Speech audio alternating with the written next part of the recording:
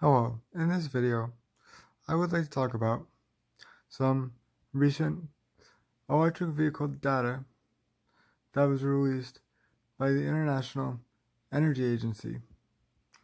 Now, this data looked at new car sales globally, specifically what percentage of new car sales for the year 2020 was represented by electric vehicles. This data shows an interesting trend, primarily that the countries of Northern Europe have a much greater share of new automobile sales being electric vehicles than does the United States for that same year. Most of the countries in Northern Europe had new car sales, specifically electric vehicle sales, somewhere between 11 and 26% of all new car sales. The United States, on the other hand, had just 2% of the total new car sales being that of electric vehicles. Now, this chasm is huge, and I could not figure out the difference between the United States and Northern Europe. And then it hit me. I was reminded of the Dutch court ruling, which said that the Shell Oil Company had until 2030 to reduce its CO2 emissions by 45% relative to the 2019 data on CO2 emissions for that company. Now, the Dutch court came to this ruling by saying that essentially carbon emissions being the major cause of climate change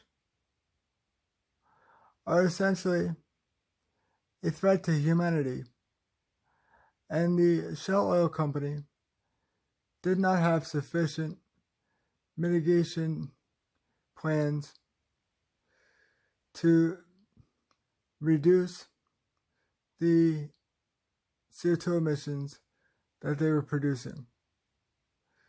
Now, this is a very interesting ruling.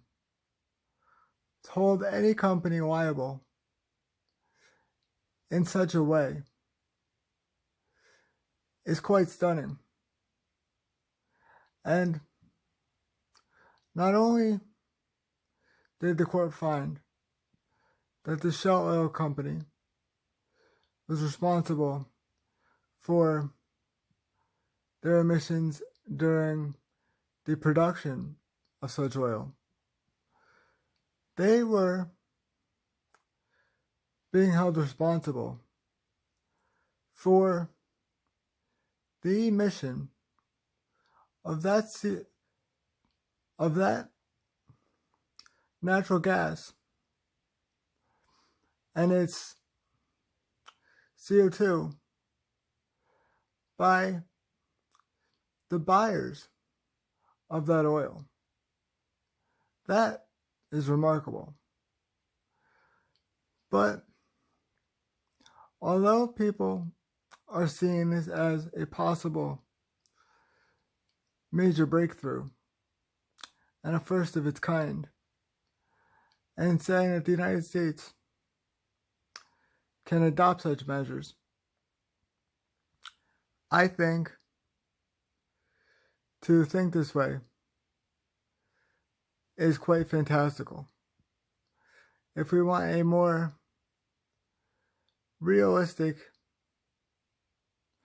answer as to whether the United States will adopt such laws which make such a ruling possible, I think we have to look no further than to see